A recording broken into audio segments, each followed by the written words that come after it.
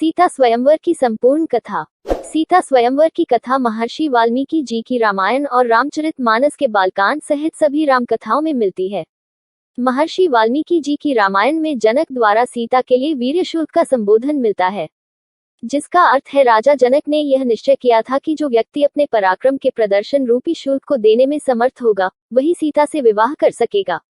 किशोरी सीता के लिए योग्य वर प्राप्त करना कठिन हो गया था, क्योंकि सीता ने मानव योनि से जन्म नहीं लिया था। अंत में राजा जनक ने सीता स्वयंवर रचा। रामायण कथा में भगवान राम और माता सीता के जीवन के बारे में उल्लेखित हैं। यह दोनों ही साधारण मनुष्य के रूप में जन्मे थे, लेकिन इनका व्यक्तित्व असाधारण था। यहाँ हम आपसे सीता के स्वयंवर की कथा कहने जा रहे हैं कि कैसे नियति भगवान राम एवं सीता को मिलाती है और भगवान राम सीता मैया को क्या वचन देते हैं। सीता मैया राजा जनक की पुत्री थी। वास्तव में वह धरती मैया से जन्मी थी, इसलिए इनका एक नाम भूमिजा भी है। सीता मैया का जीवन साधारण नहीं था। वे बचपन से ही कई असाधारण काम करती रहती थी, जिनमें से एक था शिव के धनुष से खेलना, जिसे कई महान महारथी हिला भी नहीं सकते थे। यह शिव धनुष पृथ्वी के संरक्षण के लिए विश्वकर्मा ने बनाया था, जिसे भगवान शिव ने भगवान परशुराम को दिया। परशुराम जी ने इस धनुष से कई बार पृथ्वी की रक्षा की और बाद में इसे राजा जनक के पूर्वज देवराज के संरक्षण में रख दिया।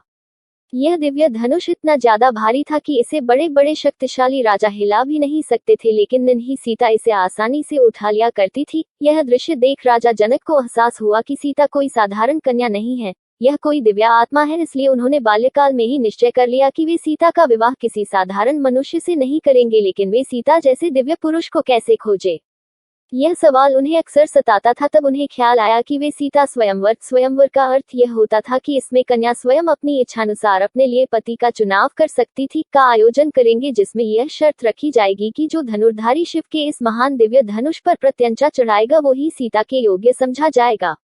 शर्त के अनुसार सभी राज्यों के राजाओं को स्वयंवर का निमंत्रण दे दिया गया। यह निमंत्रण अयोध्या भी जाता है, लेकिन अयोध्या के राजकुमार राम गुरु वशिष्ठ के साथ वन में रहते हैं और वहीं से एक सभा दर्शक के तौर पर स्वयंवर का हिस्सा बनते हैं।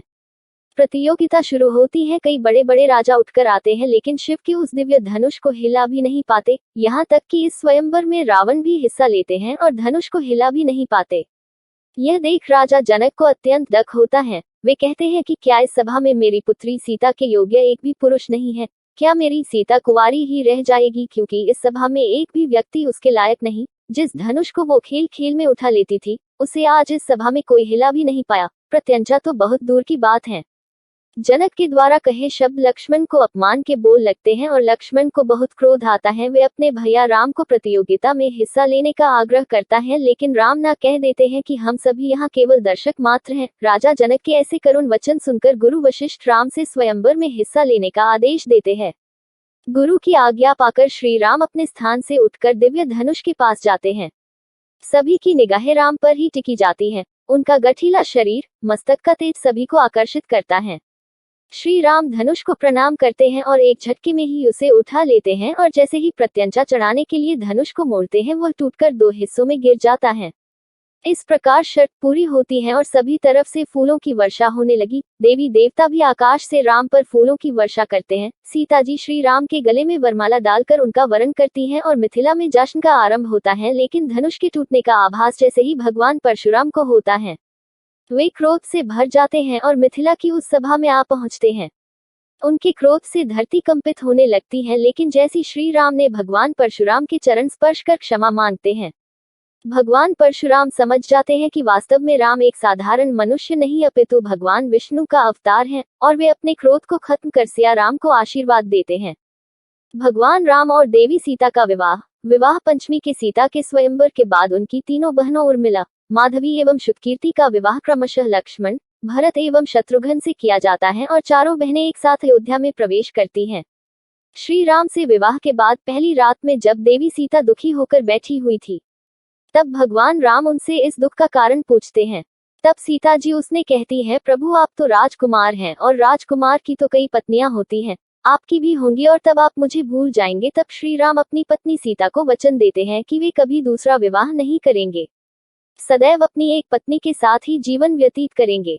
श्री राम अपनी पत्नी सीता को विवाह की पहली रात यह वचन देते हैं, जिसे सुन सीता स्तब्ध रह जाती हैं। श्री राम अपने इस वचन का आजीवन निर्वाह करते हैं। जब किन्हीं कारणों से सीता और राम का विच्छेद हो जाता है तब भी मर्यादा पुरुषोत्तम राम अपने वचन का पालन करते हैं और दूसरा विवाह नहीं करते। इस प्रकार भगवान राम और देवी सीता मर्यादा का एक नया इतिहास रचते हैं और अपने जीवन से मनुष्य जाति को पति पत्नी के धर्म का बोध कराते हैं। इस तरह यह पौराणिक कथाएं मनुष्य को धर्म का आधार बताती है एवं सही गलत का बोध कराती हैं। यह थी माता सीता के स्वयंवर की कथा, जिसके बाद उनके जीवन का नया संघर्ष प्रारंभ होता है और वे दोनों विकट से विकट स्थिति में एक दूसरे का साथ देते हैं और मनुष्य जाति को पति पत्नी का धर्म सिखाते हैं। आशा करती हूँ आपको यह वीडियो पसंद आई होगी। अगर आपको यह हमारी वीडियो पसंद आई हो तो हमारे चैनल को सब्सक्राइब करके बेल आइकन जरूर दबाएं। लाइक शेयर कमेंट करना ना भूलें।